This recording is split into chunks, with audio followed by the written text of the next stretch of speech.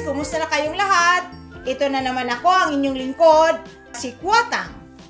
Sa sinabi ko in my previous vlog na marami tayong pwedeng gawin dito sa channel ko. Mag-cooking, may baking tayo, at saka pananahi. So, this time, ituturo ko sa inyo kung paano gagawa ng flat sheet or tatawag sa Bisaya namin na habol. Habol. Or ano ba yan sa Tagalog? Ay, kumot pala. Or, tawagin na nating bedspread. Okay. Sa kanina, pumunta ako doon sa thrift store. Ang dami kong nabiling mga ritaso na tela. Kasi, natutunan ko itong pananahi sa parents ko. Kasi yung tatay ko, yung papa ko, ay isang tailor. At saka yung mama ko naman ay dressmaker. Kaya doon ko sa kanila natutunan ang lahat na to. Without much ado, let's go! Let's go! O ito na guys, yung sinasabi ko sa inyo na tayo ngayon ay mananahi. Ito yung makina ko, introducing. Actually, binigay lang ito sa boss ng asawa ko sa work. So, actually guys, itong pananahi, dito sa Canada, talagang outlet ko talaga to pag especially na day off ko at saka mamimiss ko na ang Pilipinas at saka maalala ko yung parents ko, gagawin ko lang ito pag day off. Pero pag trabaho, pag work, naku, work, iba dito guys. Kailangan trabaho, kayod talaga. So, una natin gawin ay gagawa tayo ng pattern. Gumawa ako ng square na pattern at saka may triangle din. So, kasi gusto ko at least may combination. So, pero nasa inyo na rin kung anong gustong pattern ang gusto ninyo. It's either all triangle or all square. And after na gagawa ng pattern, ay i-trace mo ito sa tela. So, ito may mga nakat na ako ditong tela, plain na square. At saka gusto ko kasi combination. So, on the side, yung printed na tela. Mag-i-start na ako. Pero, kailangan natin ng sandata. Okay? So, ayan. Na-attach ko na yung one side na isang triangle. And then, dito na naman tayo sa isang side naman, sa square.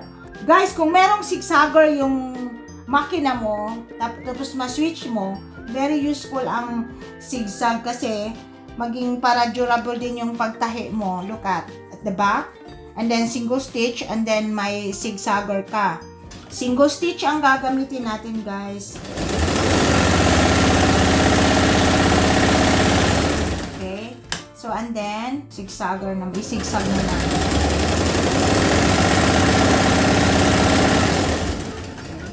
So ayan. Dalawa na ang natahi.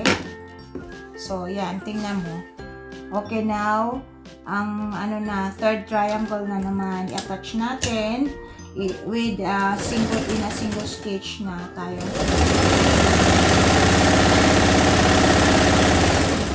Okay. And then zigzagger na naman.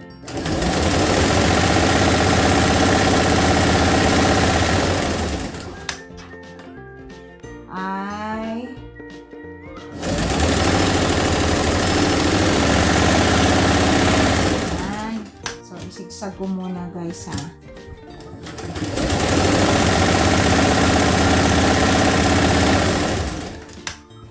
Ayan. Kompleto na ang lahat na. Natahi ko na yung lahat na. So look at.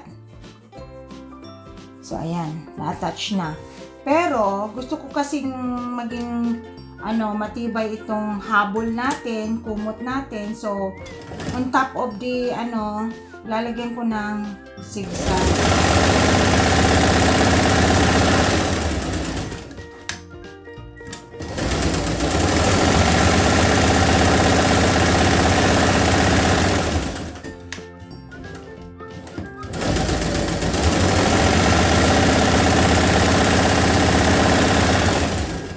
Ayan. O ayan, tapos na guys. So, dito sa sides, gupitin nyo lang yung mga extra na thread. Tapos yung mga, ayan. So, ito yung second na ginawa natin. At saka yung kanina, ito yung first. So, tingnan nyo. May combination. So, alternate. I-attach nyo yan. I-alternate. Teka. Meron pang mga dapat i-cut. Okay, alternate. So, ipapakita ko sa inyo yung nagawa ko. Actually, meron na akong ginawa dito. Ito yun. So, oh. Tadan! Diba? Oh.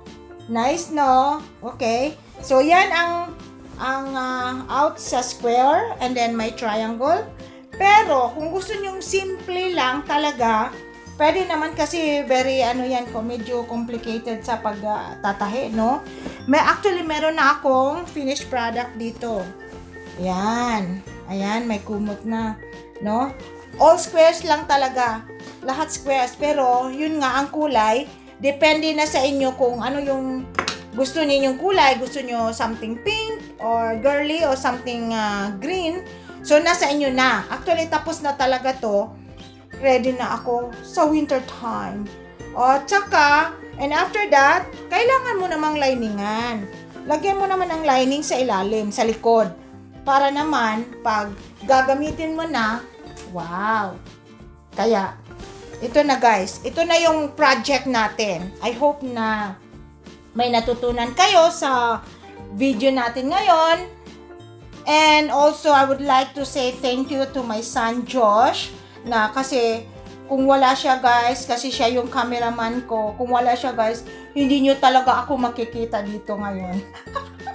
Kaya, I'm very thankful to Josh. Thank you, Josh! That's it! That's all for now, guys. O, tingnan nyo.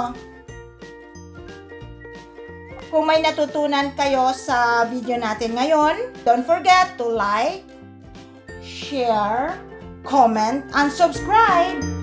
Bye for now! God bless you all! Bye-bye! Bye-bye! Taru! Taru! Woo! Woo! Woo!